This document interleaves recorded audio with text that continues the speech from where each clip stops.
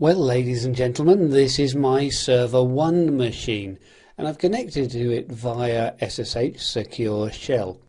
It's running CentOS 7.2, but how do we know that?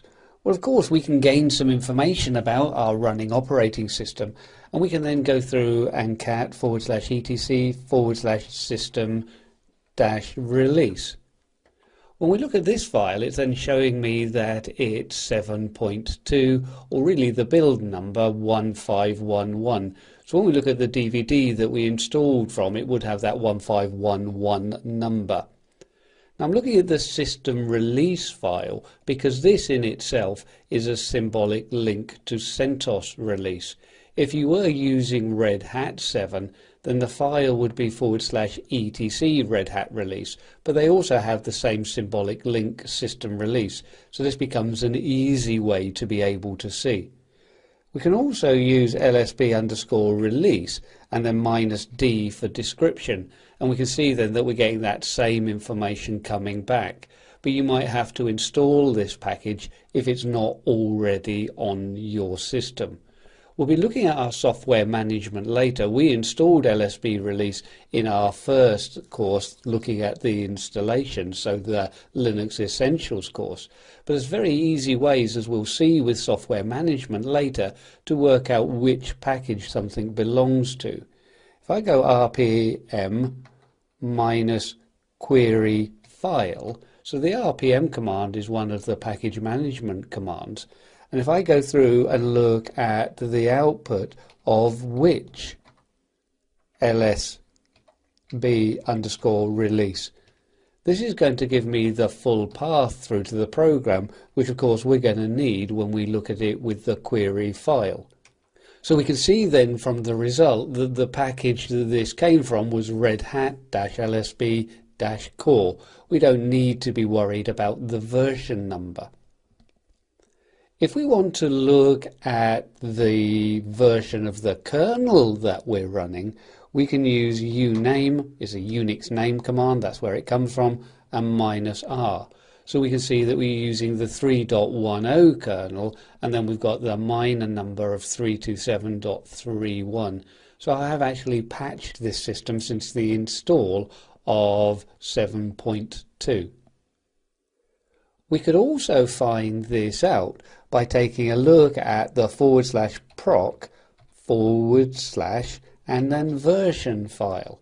And we can see there that we have the version number of our kernel, plus a little bit of extra detail that goes along with it. So you're going to see throughout this course, where we're looking at our operation essentials, that so much of this is going to be reading files, but simplifying that through commands.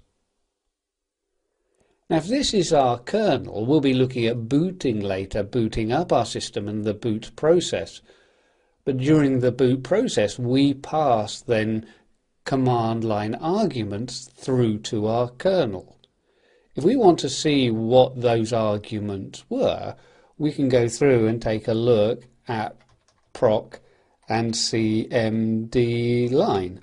Let's clear the screen, Control and L will do that for me, and look at this. So we can see the kernel that we loaded, and then looking at that path, /vmlinux is also telling me that I have a separate boot partition, because it doesn't read /boot. So the root partition used by the grub bootloader is the actual boot directory itself.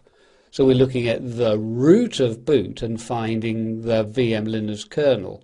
And then we can see all of the options that have been passed through to the kernel during the boot phase.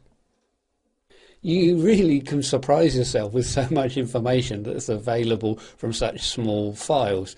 But again, these things can be useful just to find out information about a system. Imagine turning up at a server and just really not knowing too much about it. We can suddenly start documenting the system, even if it wasn't documented before. Anyway, let's get rid of this. So remember, that's just going to be Control and L that we can issue within our bash prompt that we're running.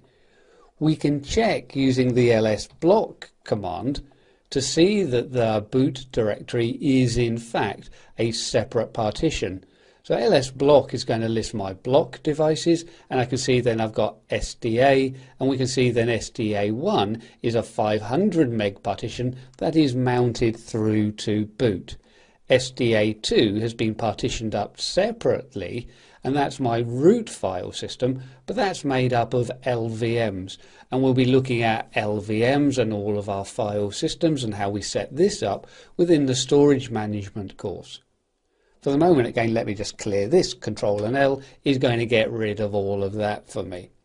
So we've seen a little bit of how we can start gaining some information about our operating system just by using relatively simple commands.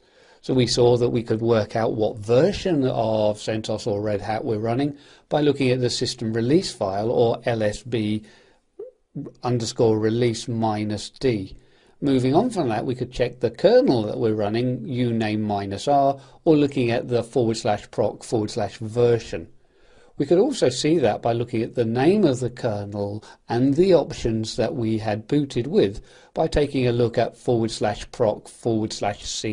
line. And now, ladies and gentlemen, we're going to return to our slides so we can summarize this section.